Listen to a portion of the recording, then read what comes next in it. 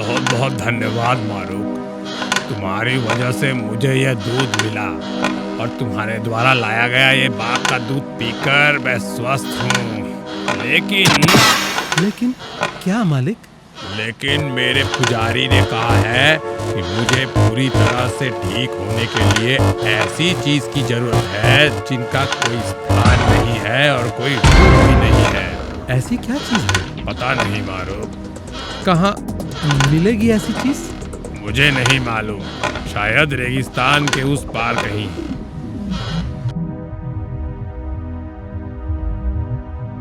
खैर, आप मेरे मालिक हो। आपके आदेश के अनुसार मैं कल ही निकल जाऊंगा और वह अद्भुत चीज मैं खुद लेकर वापस आऊंगा। मैं चलता हूँ। ये कहकर मारूक वहाँ से चला गया और उसके जाते ही तुरंत सुनार पीछे से निकल आया। उसने चारा निकल लिया, अब वो वापस नहीं आएगा। जो चीजें कहीं नहीं है वो लेकर कैसे लौटेगा? सारी दौलत अब मेरी है, मेरी। दोनों खिलखिलाकर क्रूर हंसी हंस पड़े। इस बीच मारूक अपने कमरे में बहुत चिंतित होकर बैठा है और मारिया को देखकर बोलता है, मुझे समझ नहीं आता कि वह क्या चीज है। मुझे भी नहीं पता, पर सुनो, उत्तर में मेरी एक बहन है, उसका नाम है सारिया। वो एक महान जादूगरनी है। वो बहुत कुछ जानती है। मुझे यकीन है कि वो तुम्हें मार्गदर्शन कर सकती है। तुम उसके पास जाओ। लेकिन वह मुझे पहचानेगी कैसे? तुम मेरे सिर से ये कंघा ले लो और उसे दिखाना। ये कंघा देखकर वो तुम्हें पहचान लेगी। ये भी बता सकेगी कि वो चीज क्या है और कहाँ मिलेगी।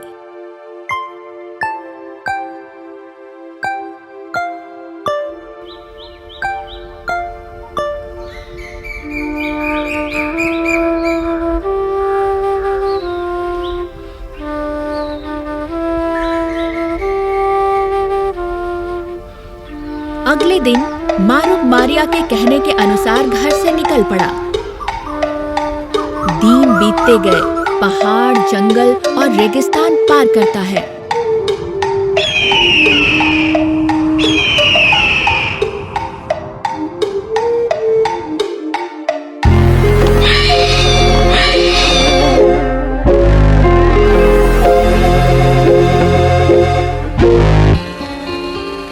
इसके बाद उसकी नजर एक महल के ऊपर पड़ी।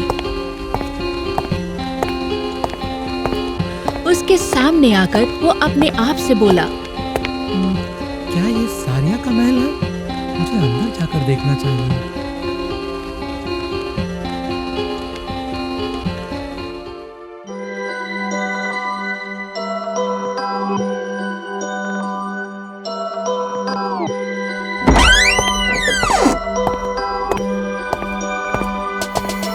तुम कौन हो?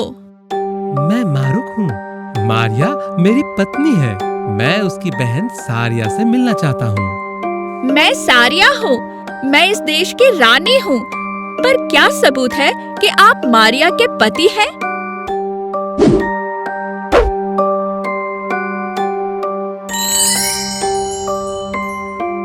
मारिया मेरी बहन है। कैसी है वो? वह अच्छी है। उसने ही मुझे आपके पास भेजा है। क्यों? क्योंकि मेरे मालिक के लिए मुझे एक ऐसी चीज लेकर जाना है जिसका कोई स्थान और रूप नहीं है।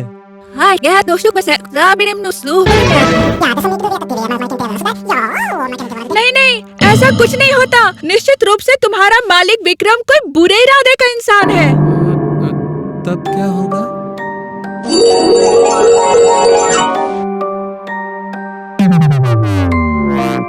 तुम इस छड़ी को लेकर जाओ। जब तुम इसके पतले भुजा को इस दस्तक दोगे तो तुम्हें भोजन मिलेगा, महल मिलेगा, और जब तुम इस मोटे तरफ से दस्तक करोगे तो तुम्हें सैनिक मिलेंगे, और यह है मेरी तरफ से मेरी बहन के लिए उपहार। मारूक वहाँ से मारिया के तरफ से तोहफा लेकर निकल पड़ा। क्या समझे? 6 महीने तो हो गए। इंतजार करने की जरूरत है? मुझे तो लगता नहीं है।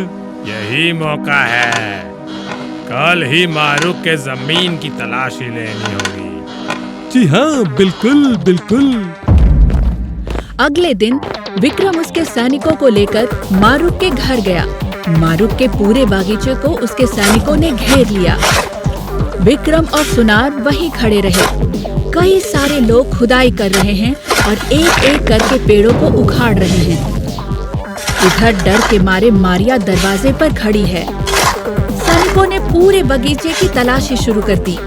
कहीं कुछ नहीं पाकर विक्रम से कहते हैं, कुछ नहीं मिल रहा है मालिक, यानी कि घर पर है। मोहर अगर घर पर है तो दे दो, नहीं तो। ये सब क्या हो रहा है मालिक? क्या हो रहा है? मोहरें ढूंढी जा रही हैं। सच सच बताओ, कहाँ रखा है तुमने दादाजी का धन? मालिक, वो मेरे दादाजी की संपत्ति है। ऐसा क्या है? इसे बांधो, जल्दी बांधो। खबरदार, इधर देखो। और इसके साथ ही बड़ी संख्या में सैनिक दिखाई दिए। सैनिकों, बांध लो इन सबको।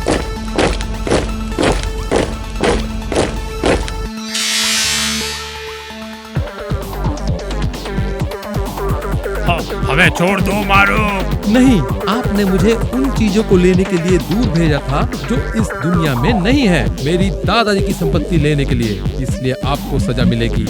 मुझसे भूल हो गई मारुक, मुझे छोड़ दो मारुक। एक शर्त पर छोड़ सकता हूँ, यदि आप वचन देते हैं कि आज से कोई अपराध नहीं करेंगे, किसी की संपत्ति की चोरी नहीं करेंगे, सबकी भलाई के लिए काम करेंगे, तब छोड़ूंगा। वही करूंगा। आज से मुझे कोई गलती नहीं करनी। मुझे माफ कर दो मारुक, माफ कर दो। ठीक है सैनिकों, इनके बंधन खोल दो।